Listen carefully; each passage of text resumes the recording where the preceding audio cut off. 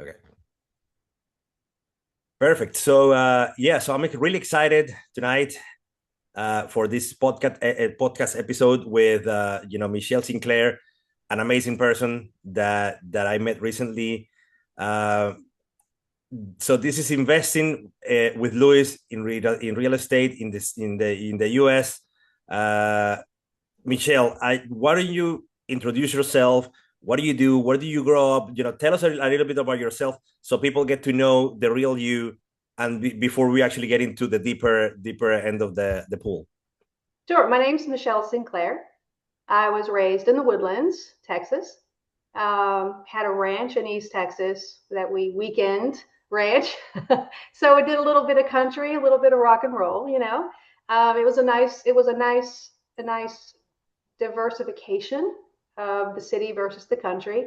I was raised in a family that was fairly wealthy. And they thought money was life. Mm. So, none of them had degrees. Nobody ever finished college, but they made their way, whole business, those kind of things. And my life was probably similar to some where, the parents were never home and we raised ourselves. And so I remember thinking it was normal. I did laundry when I was 7. I cooked dinner. I cooked my own breakfast. We did our own thing. So we didn't have anyone watching over us or dealing with maintenance on the kids. They were just, you either live or you don't. So maybe it was the generation. I don't know, but I don't think so. Some of my friends had better situations. But, my father was an alcoholic, Mm. and that was a tough situation, which many people face today. And I look back at my life. There are many, many stories, but I look back at my life and say, I could have been like that. I could have been an absolute drug head or something. I really could have. With all the discouragement you face with a family that was absolutely absent of love in every way. No one said, I love you. No one hugged each other. It was just not something you did. And I remember in the 5th grade seeing my friend. I was at her house after school, and she said her dad was home, and she ran to him. Well, I went to her bedroom to hide because that's what we did. We didn't hang out when the dad came home. We split just for protection. It was normal. And that was the first moment that I realized when she ran to her dad and jumped in his arms, and it was the whole movie to me. And we didn't have that. It was the first time that I realized something's wrong. This this is not what I have. So that And put how old me were on you? How old were you when that happened? in How old were you? fifth grade. Fifth Fifth grade. grade. Okay. Okay. Yeah. So it was interesting, and it was something. It was like when I saw that moment of love. Okay, just a vacuum opened up in I guess my soul, where I was like, I want that. What is that? Mm. It's amazing to hear these words coming from an American, I'm sure, but I never knew that. And it was like just revealed all in one moment's time, this massive chemical reaction and all that. I was just like blown away, blown away. And from that moment on, I decided I want to be successful for myself, not for them to see, not for anyone to see. I want to be honest in my life. In my home, you don't talk about anything that happens in this house. What goes on in this house stays in this house. And I just had that burned in my mind. And I'm like, why? Why do I have to hide? I just always thought that was so weird. And I said, when I grow up, that's not happening. Everybody's gonna know everything. And it was a bit extreme, a But bit extreme. you decided But to I be like that. You decided, I decided decided right that there and day, then. this is something I need. This is something I want. This is something I want to be. How do and I started the search at that moment. And I was looking everywhere. Women can do that. We look everywhere. Men probably do it too, but we look everywhere for the right scenario in life. And if you don't have it, it's like drowning in a pool with no sides. And so I could have gone another way, you know. I wasn't in church. I didn't know God. I had nothing to hold, right? Nothing to hold on to, nothing to steer me, no compass. It was just a vacuum for me, a black hole. And so I just did well in school. I got involved in every single thing. I wanted to be the best at every single thing. And a competitive piece of me came out where, you know what, I'm not doing this. I'm going to be the best, And I, of course, compared to billionaires and all these people, I mean, you can measure by money or you can measure by substance and love. And, what's valuable to you is, I think, really important for people in business, people in life, to really think about, is it money I'm after? Because no matter how much money you have, I know, because we had money, we had nothing else. Tons of money, all the things, the horses, the cows, the pools, everything. But absolutely nothing. And I was empty, so empty. So I'm so grateful now that I learned that at a really early age, because I could have been chasing that my whole life, and I would have been so different, right? So that began my journey, and I started looking, and I see now that I think God had brought me so many families, people, couples, young families into my life. And it was like a bit of a surrogacy in a way, where they were like my family for a time. And I learned something from that family. Then I learned something from teachers. I learned something from my coaches. I, was really close to different people at different stages of my life. That's very interesting, because I now can look back and say that I didn't have what I wanted, or what I needed. But I think God put these people in my life for a very strategic purpose. So now I can see people who are hurting and see people who are alone and have such compassion for that and for that person. And how it kind of folds into the career life. I mean, I did a lot of different things, real estate, oil and gas, through my life. Being a woman is not easy in this business. So guess what? I'm going to pick a career that's the hardest, because I've developed this sense of, let's go for the big prize. I was the first one to graduate from college, and then I said, you know what? Let's do it again. And then I got my master's, and I said, well, I'm running a business, so might as well get my MBA. And so I did three, and so I said, well, I'm not at the top yet. I need the PhD to be at the top. And I was like, but it's not really going to help me to do that in my career. So I said, well, I'll forget that one. But being the best, not in competition with another person, but really being the best that I can be. How far can I go? What is the goal? What is the mission? You know, and how can I accomplish that mission? Women in the industry, in my industry, are just very slim, very few. And you see that it's obvious. I'm not going to cry about it or anything, but I can tell you it takes a lot of grit and a lot of spiritual muscle to get through those things. What do you say that, like a spiritual muscle? I mean, what? Spiritual muscle, Tell me more about that. I want to know more okay, about that. you have to really sense where the people are coming from that are treating you the way they do. Whether some people might look down on someone because they're a female, or what, you can't do this job. Oh, you want to see? You want to see me do this job, and then you just turn out and you beast the job, and they're like, whoa, what happened? It's not about a man or a woman. It's about strategic thinking and how passionate you are and how much grit you have and drive. And I really believe, if you're running after money, then that's your drive. If you're running after results because you're either competitive with someone or you're competing with yourself, which is what I do, then that's a different story. Running after money is easy. It's easy. The world runs after money.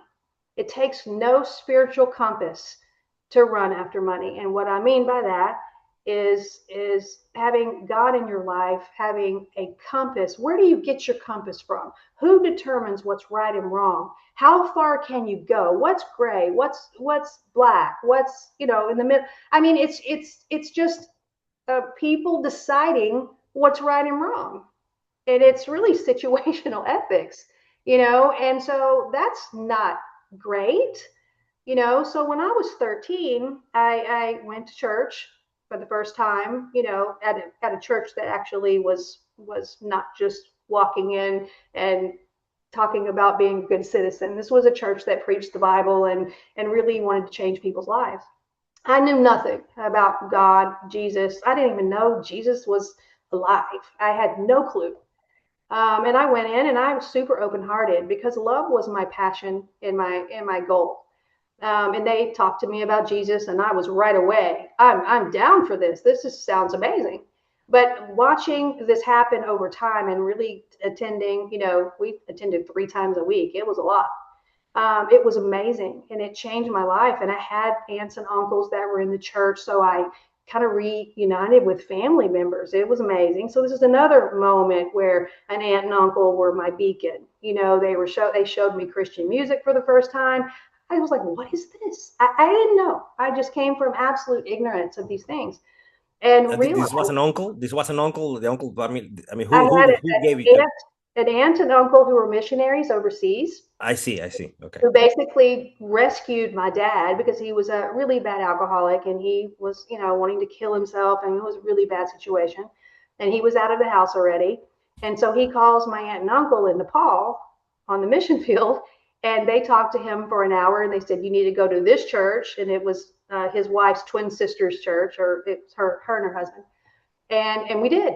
And so my dad went first, and then he took my sister, and then my sister took me, and then I brought my mom, and then my mom brought my brother, and we were all there. And so I started in music ministry. I got very involved, and I love to sing and play the keyboard. So, you know, really, really getting into and learning the truth about what the Bible says about life. It tells you everything. It tells you how to get rich. It tells you, you know, what to do with the money, how to be wise, how to get knowledge. It tells you how to love. You know, it tells you everything. And I was just like, what is this? This is amazing. I read all the time, all the time. I was just a vacuum for all the knowledge. And I have a long way to go, of course. You know, every day is a challenge in life. It's always a growing experience and expanding, you know, being better. But I found a compass. I found a compass. What's right? What's wrong? What's the middle gray? You know, and not everything everyone says is true. You have to look for yourself. You know, look for Yeah. yourself. And God will speak to you about what's right for you, because it's not about the details. It's about the main important thing. So that started leading my life. The love of God started leading my life, and that's what I wanted in my life. That's what I looked for in my life. And the jobs all came, right? Mm. And so I still wanted the vision. I still wanted to strive. Nothing changed in my personality, but I had the compass. So I really always watch people, you know. I really like to see, when they're not watching me watch them, what they're doing, you know, how they're How behaving. it's funny. How It's funny. It's funny you're saying that because I knew you were gonna say that. I really? also watch what people do. I don't really care Mm-hmm. what they say. I do care. I listen, but I also watch what they do. So how Yeah. important for you is what they do versus what they say? Oh, it's everything. It's night and day. You know, it causes me to absolutely lose respect for a human being, because even the Bible says your word is who you are. Without your word, you are nothing. You're nothing if you can't keep your word. So I began in my career, if I said, and really, I think it was before my career, I think it was just in there. You know, if I said I was going to do something, my parents never did that. If I say I'm going to do something, I will be dead if I don't do it. Like I would have to have died not to do it. It was that important to me. And so keeping And my word. do you think that happened? I mean, like, was it a catalyst that you found in your parents because they weren't like that? that you wanted to be the opposite, or was it always in you and you wanted just to, be better?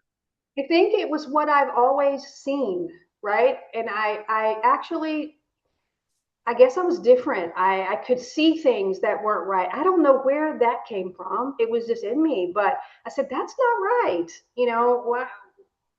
Since I was 3, I could see things. I told Santa Claus at 3 years old, my parents were bad. I mean, who does that? Right? And it was at 3. So I can't be a goody two shoes, obviously. I'm not. I do my best, but I think there are fundamental pillars in life that if you're not a person of your word, you don't have trust with anyone else. You won't have a reputation with anyone else, and then you won't have business. So those were the 3 things that I think spread in every part of my life. Like it was the same in business as it was in church, as it was at home. It's all the same. So if you practice, there are many people that act a certain way at home because they're comfortable. And then you go to church and they put on this face, right? Or they go to work and they act a certain way that they don't act like at home. And I said, I don't want that. I want to be the same person at home that I am at church. I'm not putting on a face for anybody. If I'm doing this at home, I shouldn't be ashamed to say I'm doing this, whatever it is, at church or at work or at home. I don't have 3 people to pass around. I want to be one person everywhere. And that also lends to keeping your word, being an example all the time. And sometimes it's exhausting. I got to admit, it's tiring, but the more you do it, the more habit you form and the more solid you become. I could have been very unsolid. I could have been a disaster, but I just decided I'm going to get an education because nobody else did. So that's what I'm going to do. I'm going to be successful. My parents were, but I wanted to do it different. And You how see many, life. Michelle, how many siblings do you have? 2. 2. And what 2. happened to them? Because I mean, they grew up in the same household, Yeah, right? they did. And, just to kind of give you a little bit of it, it's probably I too mean, you don't long, have but to go like to the specifics, but I'm just yeah, saying, like, we because you don't, made we that don't, decision we of don't getting speak out, like, that. be better. Did they do Yeah, that too, or was it different for them, no, or? they did not do that. Mm, They did not do that. One of my siblings doesn't talk very much, and that's because the oldest one is my brother, and he was severely abused, and mm, so he doesn't really. I never really had a relationship with him because he was older, right, and we were mm, the little brats. So I mean, but now there's just nothing. And then my sister, we were very close always, and then when I decided, I guess after I had my son, that I can't be around the fighting, the backbiting, the stabbing in the back. I tried, and I just decided I want to raise my son in love. He will know every day I love him. I prayed with him every night. I mean, we had a lot of different things that we did. We were very close, very open, very honest, and very transparent. And so I had to make a decision if I'm going to live my life in all this drama, or do I just need to step away. And that was what I had to do for the peace. I think you have to have peace in your life, no matter, you have to deal with your immediate family, but you don't have to take on all that. And I hate that it had to happen, but my dad died when I was in college, and my mom, I don't really even know where she lives. So we just kind of went our own ways, and the others are not as strong. They're not as, uh, totally not talking on podcasts about our life. But I love them, and I will always love them. And if they ever came back and wanted to be a happy, healthy relationship, I would do it. No doubt. But I had to protect my son. I had to protect myself. And I really had to get away from that brainwashing that constantly in my brain of this style of life. And if people don't come with you on your trip, sometimes you just have to leave them behind, and it's not easy. It's not easy, but God has always supplied someone in my life to help or to show me, a lot of friends, a lot of family that I've inherited from. I believe God's brought them. If I had that and it was possible, I would be with my family, but it's not healthy for me. And it's easy, to say, oh, you should go try, or you should never walk away. Well, yeah, sometimes you have to for your peace of mind, Yeah, yeah, no, uh, and I think yeah, it's what you said. It's tough, yeah, but I think you have to guard yourself, your hmm, time, yeah, because in the end, what we have is time, and yeah, very little time if you think about it. Uh, People make that mistake of thinking that they're gonna live forever, yeah. and boom, they're dead. Like I've always thought that. yeah, and it's what You happens, know? right? And Yeah, what happens is, when you don't die, somebody close to you dies, and you're like, oh, it makes you realize that I'm gonna be dead too at some I point, know. right? You don't want to be dead tomorrow, hopefully, but it doesn't really depend on you. So you have to make the most of the time that you have right now. Yeah, So, and that's that's why I think I wanted to connect with you. So, also the issue about being, as you said, a beacon. You are the light that some people see to guide them. And I saw that light in you, to be honest. But I oh, wanted thank to you. speak to you like that. Like, how do you consider yourself a beacon in a male-dominated industry, as we know? Because my wife goes through that too, and I guess Yeah, many people go through that too. They don't really talk yeah. about it, or they seem like it's there, but like it's taboo. I don't want to talk about it. So Yeah. how do you overcome that? Like, what did you do? What have you done? Any stories that you want to share about that? Well, I mean, to be a beacon, you first have to have your heart right, your life right, and be worthy for anyone to even look at your life. Okay, that's being one person everywhere. That's the first thing. Second thing, you have to have a compass. If you're going to cheat in business or you're going to do all these things, and when it suits you, we're going to do this. And then that's not a good example, right? So I decided, well, I not only want to be happy, be joyful, be positive, and that sounds funny, but I've been around a lot of companies that were just, oh, woe is me. How you doing? It's another day. It's such a bummer. I find my energy just leaves me when I can't act like that. I never act like that ever, anywhere, ever. I feel very energetic. I try to surround myself with a positive environment as much as possible. It's not always perfect every day, of course. But in my company, I set rules. There is no negativity, there is no gossip. If you haven't said it to that person, do not come say it to me. So everything is transparent, everything is wide open for everyone to see. And if I come into a room and everybody's there, I talk to everybody at the same time. And there's nothing hidden. We don't do one-on-ones. I see you every day. Why do I need to do that? It's crazy. And we talk every day. When you're raising a child, you don't tell them next year what they did wrong. you, Right. you certainly don't tell them at the end of the year what they did right. You need the feedback daily or weekly or monthly, whatever. It's not long. It's 5 minutes, every day. I come in and check on my people. Hi, how you doing? Glad you're here. Is there anything you need from me? Because if you're going to lead, you have to lead.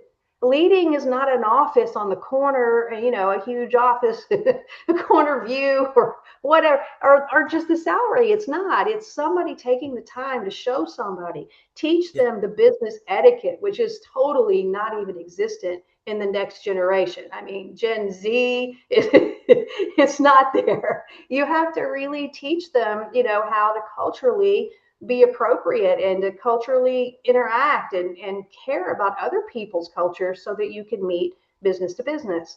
So I find myself really trying to teach. I try to see a vision for their life. What are you good at? That's what you need to go toward. What is your goal? What's your passion? What do you love? Oh, I love charities. Really? So you like giving?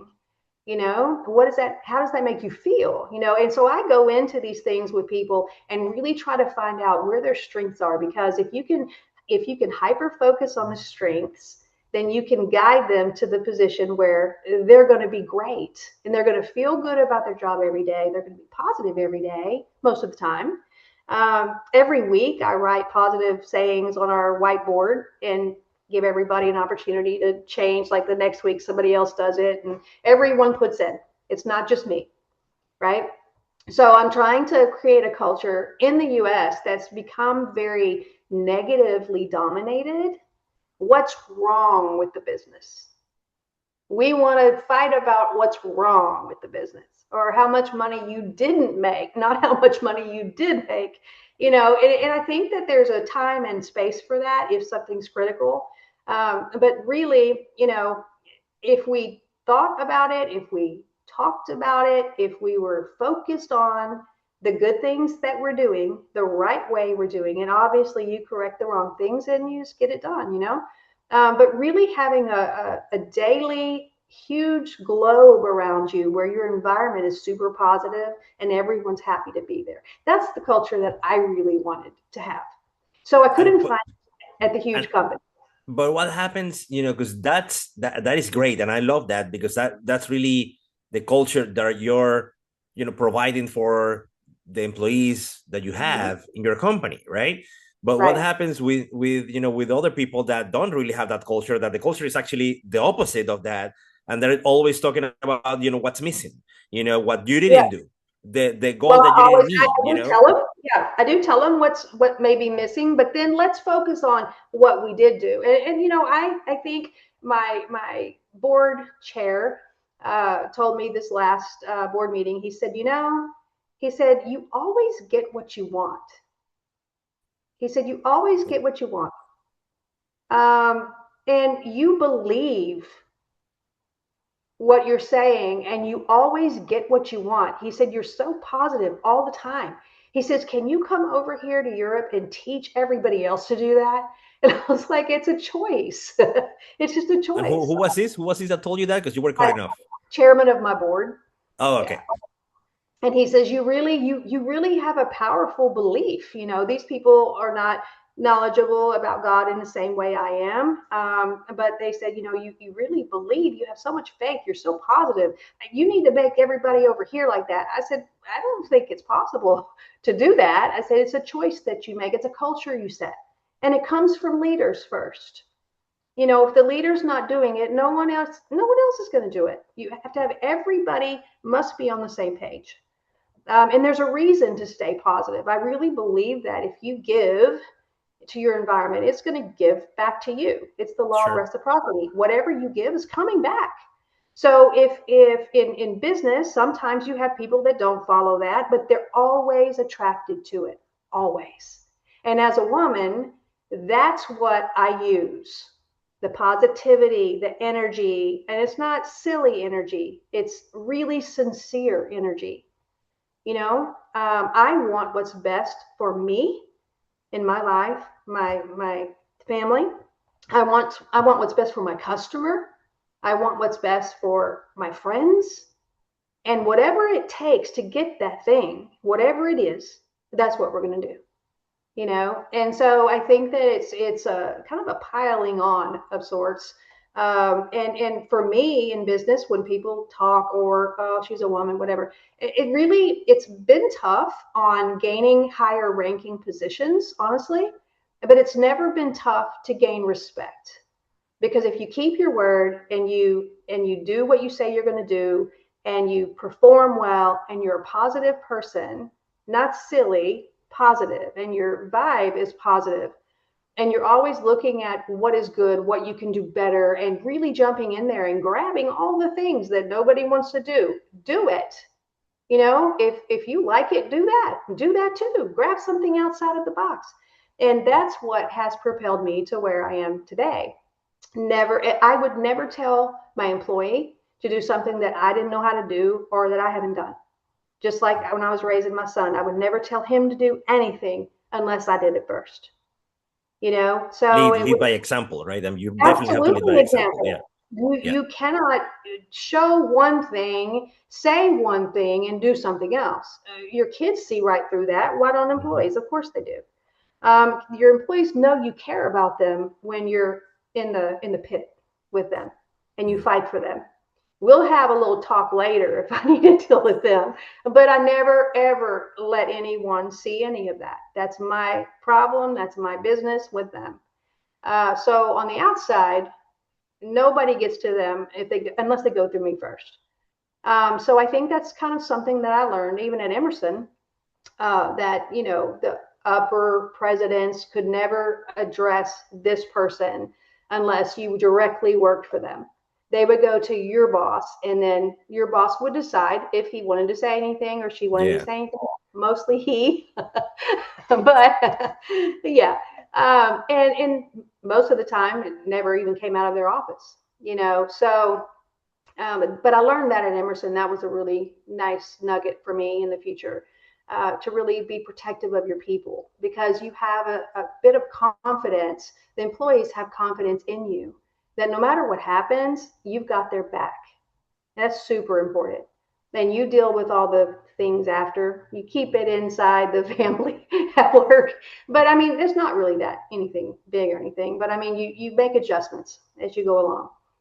So Cool. being able to really trust, Yeah. trust comes by keeping your word, being the same person. And I And I think think that, after I a think it's the time, same. I think it's the same with everything. Like, it's not only keeping your word, it's just being a person of integrity, right? It's just doing what you're right, saying that you're gonna do. And that's that's just exactly life. right. It should be like that. And I think Yeah, one of the things that I know people say, and when they talk about like really prominent people that have conquered a hill or something of some sort, either in business or in life, they always say that they only got there because of the people they have around them. And these that's right. people, they have to have integrity, because if they don't, they can't really do anything with them, and they just like Yeah, chuck them out. It's like, they really run away from people that are not like that, yeah. because you have to be able to rely on them. And hmm especially what I you're don't care saying, like, how in many your company, degrees. right? I don't care how many degrees you have. Honestly, it's character, competency, and chemistry. That's how I hire everybody. Exactly. If they don't fit the vibe, if they don't fit the culture, if they don't, I mean, that's really very important. You can train anyone to do anything, but you can't train chemistry. You can't train character unless they're a kid, right? I mean, it's really not sustainable for me to have to change you to fit. And I don't want to, waste the time, right? If you want a vibe like this and a cool feeling every day and you want to be positive and ride the wave, we can ride the wave. And when bad things happen or things that we don't expect come up, we deal with those together.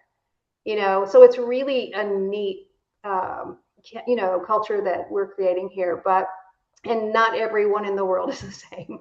So I have had a lot of people, especially in oil and gas, say, I'd rather see you any day than another guy. Hmm. Because they're so used to men coming that it's just a meeting after meeting after meeting, or salesperson after salesperson. But I didn't bring that super selly front. I really learned about their families, talked to them, asked them how their kid was doing. I mean, really, I remember every customer, I remember every one of their names, and I remember something about every single one. So to me, I think it's about building relationships, not all in your business relationships, but I want to know you as a human being. And I think that that's kind of what set me apart from the guys that came. They didn't talk about kids or families or how their health was doing or whatever. And remembering those things, sending something to a customer whose dad just had a heart attack. I mean, being a human being, I think is super important. Having the integrity to me and character is what you do when nobody's looking, and to me, that goes in my be the same person everywhere.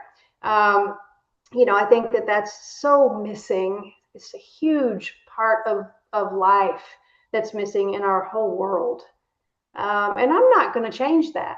I'm not going to lower myself to those standards because those aren't high enough for me. No, no, and You know. I think, you know what, I think that's your personal branding. That's what you Hmm. are giving the world Yeah, I care. of you. You're portraying yourself, you're giving yourself out, and they have to know who you are. And you know what, when you do that, that's when people come to you, because they really see you, they really see who you Yeah, are. That's a personal branding. So how important do right. you think personal branding and any kind of branding is in business? It's everything. It's the trust. You say branding, I say trust and reputation. It's all the same thing, really. If you don't have trust and reputation, you have no brand. You have no brand. But I I think think, you that's know what, I think you do have a brand. It may not be the good one. yeah, the one you want, right? Right. Yeah, I don't want to be branded like that for sure. Yeah. But yeah, I think that is absolutely everything when people are picking suppliers for projects or a trustworthy partner. Can you do this? And everybody says yes. Will you be the best? Of course. But when it comes after the PO is done, are you going to be able to keep a relationship, check on everything, make sure they're in good shape, really lead with a customer centric focus, and do what's best for the client? Don't do what's the most expensive option. That's not ever going to build your trustworthy relationship. Really, you don't need that. This could work for you and it saves you money. I mean, I love a day like that where I can save someone money and they're so happy, Yeah. with the company. That's to me a success. I In, could in just be fact, in selfish. fact, they trust you more, right? Yeah, Because you actually said something that would, like surprise anyone in the end, yeah. So I was going It's to ask it's you about that. Like, what's a leadership decision that you've made that kind of went against the grain, but you knew that you had to make it because it was the right decision to make, for your values? there's so many. There's so Just many. give me Uh, one good one. well, there's one thing that obviously Europe is very different than the United States. They're lovely. They have a different culture, and so the gathering and the language and all the things, and I don't do that. I keep my language online. Anything that is raw, I'm not going to do that. I don't participate in it. I don't do it, and no one has ever heard me do it in my whole life because I don't want to be. I don't want to be like that. I don't want people to think that I'm, that joker who in front of a water cooler is talking smack about, it's just it's not cool. I mean, I don't think it's cool. It doesn't make you look good, and it's not very intelligent. I don't think. So I just don't participate. So I think that's one thing. I just refuse to be involved in that. I refuse to gossip behind someone's back. I don't care what they've done. If I have a big problem, I'm going to come to you and tell you I have a problem. So I don't do any of that, and they see it. They know that I don't. So that's one thing. Another thing is changing like a commission structure, for the U.S. And they don't, this is one thing I really was touched with and really had the idea that, most of the people in the company don't get paid commission. So they're all working for the same thing. They're all bringing, say you have a project, right? You have a finance, you have inside sales, you have all the different people, and everyone is working on that. But who gets the commission? The salespeople, Mm. outside sales. You don't see them sharing it with all the people that touched. If you didn't have all of them, you would be so stressed out having to do every single thing yourself. And so it didn't seem fair to me. So I said, I'm not doing bonuses at the company. I'm going to do a shared commission pot where every single employee that works for us gets the exact same thing. The exact same thing.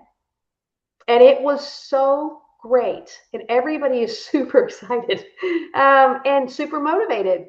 So that every order that comes, we're not fighting and competing. That's my territory. That's mine. Nobody's doing that because everybody's getting the same exact money. So the goal now, instead of fighting, it's everybody work together to push this through because we're going to get paid. So it's become a really cool thing. I told Europe I was going to do it, and they were like, "Are you sure? This is not what we do." I said, "This is what I want to do. I think it's fair." And I've never seen inside sales or finance people or any other position other than outside get paid a commission structure. And I just feel like that's super unfair. Salespeople always make way more than all those positions too. So it was just really heavy. I think it really provides a all-inclusive, everybody's working for the business and to make the business great, plan. And it's working for us. It's very motivating, super fun. So I did go against the grain there too. But there's many times that, a lot of women will do things that I'm not going to do to get business. I'm never going to do that. If you can read Like between what? But like what?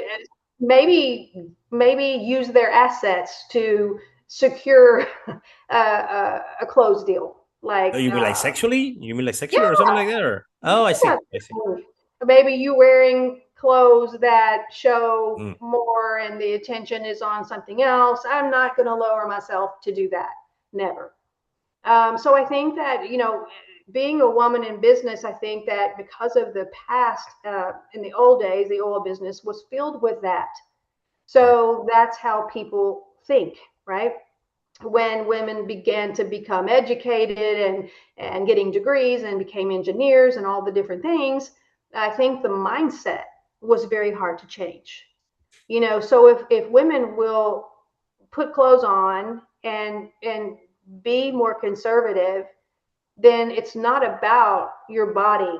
I think we objectify ourselves and then we allow and not always, of course, but a lot. I see it a lot in business where the women need to put some clothes on. You're causing the objectification to happen. So I'm not saying in every case, of course, but if we set that example, we're telling people this is what we want to do. And I don't like it. If you can't do this with your mind and your brain, you're in the wrong job. You don't need to dress that way. You don't need to use that asset. You can use it women do have assets. Absolutely. Men have them too. Men Yep. have the charm. Women have the little blonde girl, or, whatever you want to do. But you can be the blonde girl, but you better be smart, and that's up to you to make that happen. But anyway, I think that that's very, very important to make sure that you respect yourself before you require anyone else to respect you. Perfect. Yeah, To no, I really like that. live a compassable life where your north is truly north, and you have a hard, fast set of rules for yourself, and then that you have a vision. I really believe God has given me an amazing vision for my life. I really want in this business to be able to start a trafficked girls' home as a charity from a huge projects that we have coming that are just insane, and I'm super excited. God gave me the vision about this, and I can't say too much because it's NDA and top secret, some of them. But God gave me a vision and said, "Do it this way." I just heard it inside. Do it this way. Stop doing that and do this. And I started talking about it, and I talked to all the people that were related, and they were like, "That's amazing." But then, you have your naysayers. "Oh, you'll never do that." That's never going to happen. But That's that's, too hard. That's too yeah, but like, hard. I mean, the naysayers, tell me Yeah, a naysayer, like tell me the name of a naysayer that actually got successful and did something for themselves. nobody, Nobody. nobody. And Nobody. so these were leaders, okay? These were leaders. Mm. And I adore them all, but I think that there's a challenge in the faith department, and I have a lot of faith. When I hear inside and it just downloads in my brain without me trying, I know that's not me. I know it's not me. So I'm going to go for it because I know it will happen. It wasn't me to begin with. I didn't come up with this in my brain and say, "Oh, let me do it this way." It wasn't my idea. So it was like an instant download into my brain, and I knew exactly what to do. So I talked to everybody. They were like, "This is amazing. Let's do it." And the naysayers came right after that. If you allow a naysayer to take you off your vision and your goal, you will fail every time. You just start drifting to the left, and all of a sudden you're off the road, and then you're in a pasture, and all of a sudden you're in an ocean, and then you're gone. You're done. You might as well figure a new vision, because if you have to stay on the path of exactly what it is you're trying to do. And we ended up getting it done in 3 months, which was wild because I've never seen anybody do it that fast. So then my faith was even bigger, and the naysayers were even louder. But Wow. when's it going to happen? When's it going to happen? And it was just hard. It was hard to stay steady, to stay focused, to just keep moving. You know what? When it happens, I'll let you know. When it closes, I'll let you know. Until then, stop talking about it. I'm concentrating. So this is a, because I don't know how much you can actually share about this, but this is a like an NGO or some kind of charity that helps trafficked girls or trafficked people, or like. Yeah, I met at a funeral, if you can imagine. I met this pastor in Louisiana, Yeah. and he actually has a female trafficking ministry. And I was like, what does that look like? I mean, how do you do that? And he says, I really would like to build him a home. And I said, well, how much would that cost? So my brain is like, and I was like, that's a really cool charity, and I want to see this through. He did his, uh, uh, the business name and all the, nonprofit organization, and then he said, if you could help me raise money for it. I said, you know what, this is going to happen. This is going to happen. So because of these really cool projects, which I can't disclose, but really cool projects coming, we will be able to totally build that thing. And I am so excited about doing this. And then also to have, this was so sad. He was saying that some of these girls are like 10, 11, 12, and they're already pregnant from the coyotes and the, people that were trafficking them. And it's horrifying. So if they're pregnant, they cannot stay. And I said, why not? What are they going to do?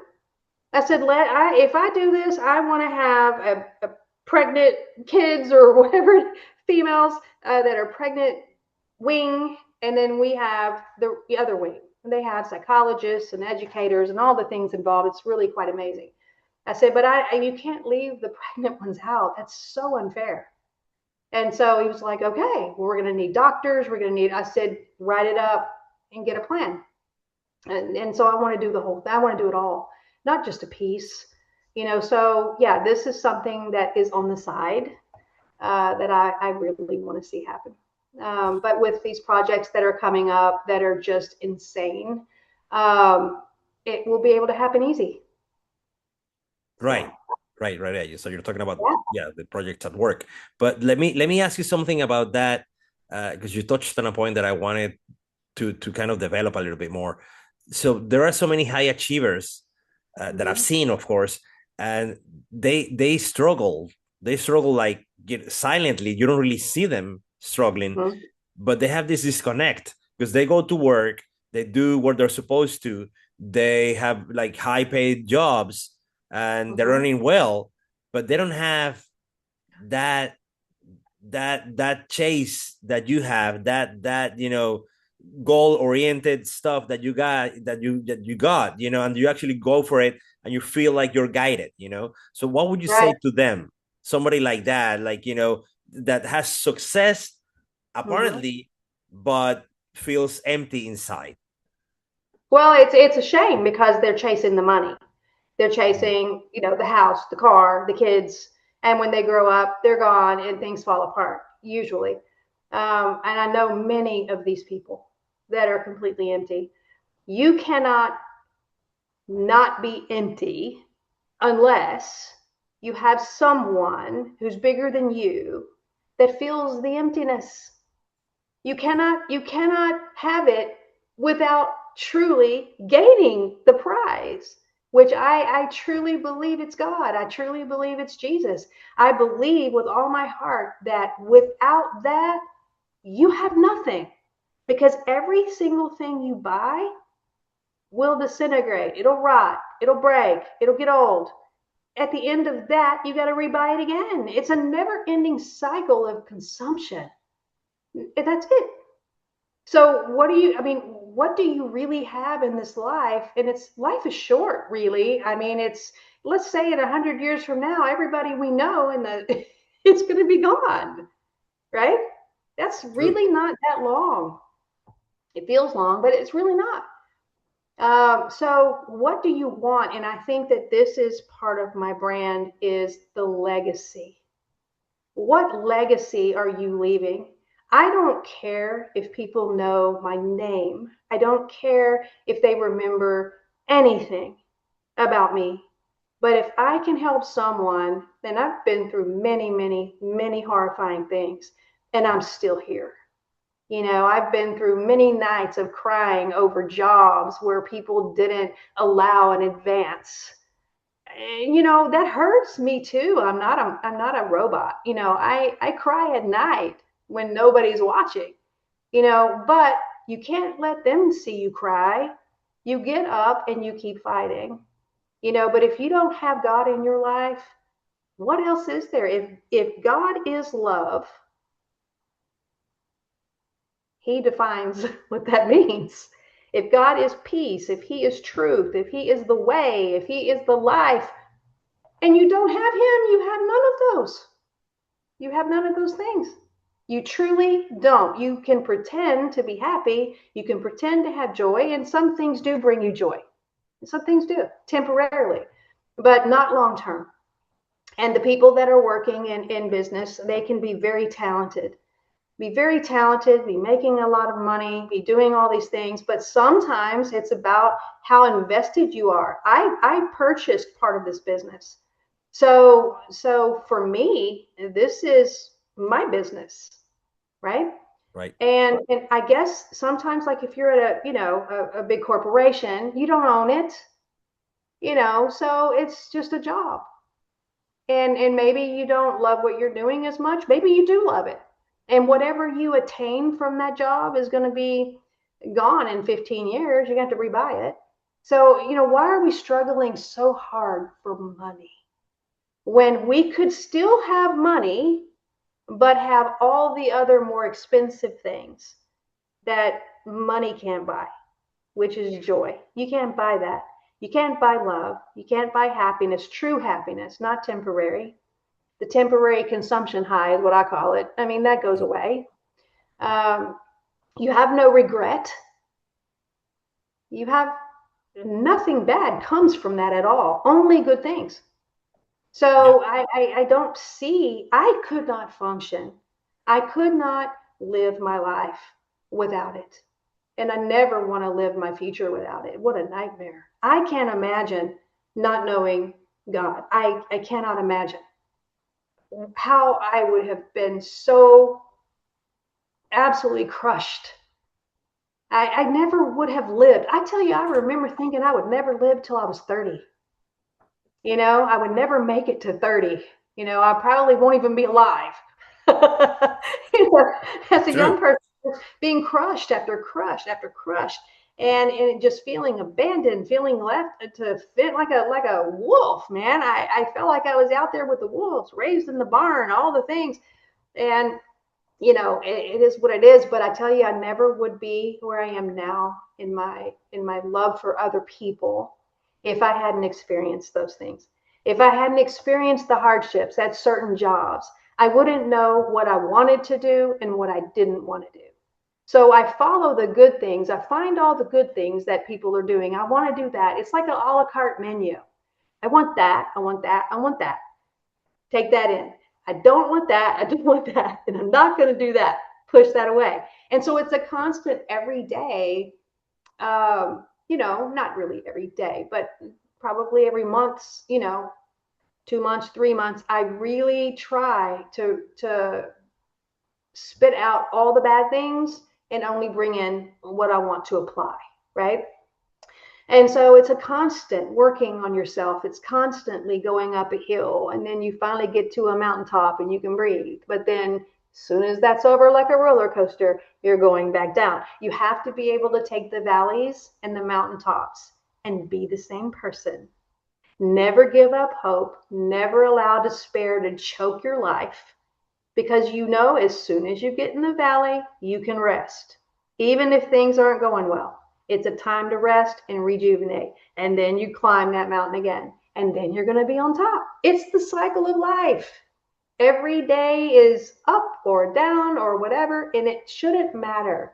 Nothing should matter to you about where you are in the journey, because if I told my board member, I said, we're maybe in the valley now, but the mountaintops are fantastic. When we get there, you're going to be so happy, and we sure did it, okay, last year. And I said, but remember, the mountaintop is not forever. It's temporary always. You always come back down. So it's a constant. I think the reason for that is just to make sure that you're grateful when it's not great, and you're grateful when things are amazing, right? You're always grateful. That is true. Stay steady. And I told him this, and this is one thing that totally went against the grain last year, 2 years ago. It was not a good year for US. And, no projects were going through, not many. And it was really tough. And I said, you have to be grateful when you're in the good times, really grateful. And then when you're in the bad times, accept it and be grateful and find something in that valley that you need to learn. And then you go back to the mountain again and you're grateful. So if you can be grateful for both, you're going to learn something in both places. So he was like, oh, okay. And it was, you could tell he was really processing. So it was really fun to really just talk about reality. That's the reality of life. It's not always going to be fabulous, but if your attitude is fabulous, your energy is fabulous, your soul is fabulous, you're fabulous, regardless of the circumstances. So this is, kind of what I'm thinking. Perfect. Let me give you the last question and we can wrap up. Okay. So you've built something really powerful, not only in business, but personally as well. So what's next for you? What's your biggest opportunity that you see happening in your life in the next, 3 to 5 years? Wow. I want to grow this company to a beast size. I want to do automation centers and of course, grow the business in a very big way. I just want to have a legacy there. And that would be super fun. And then probably buy a ranch, have horses and cows again. I really love that life where, I come to work in the city, and then at night and on weekends, I can be ranching, doing the animal thing. I just connect with the nature and the love of being outside, working hard, sweating, being tired at night, like really tired from physical life. But it was fun the whole day, And to me, exercise at a gym is not near as fun as carrying 50-pound feed bags and hay and feeding the cows and riding horses all day. That's fun to me. So I really miss that. And I think it's got to come back around. Yeah. So I'll do a ranch, and absolutely we want to do this this Traffic Girls home. And hey, if there are other charities, I like the veterans charities and all kind of things. I really love charities that are right and good to people and don't have huge administrative costs. So I think philanthropy is in my future for sure. That's great. That is great. Anyway, so thank you for being here, Michelle. Thank you. Let's hope that we can do this together again. And you and Sam, maybe next time. Sam is your Nice. husband, of course, for the people that are listening. But anyway, thank you for being here. And we'll see you in the next one. Thank you for having me. Sure thing. Bye bye, guys.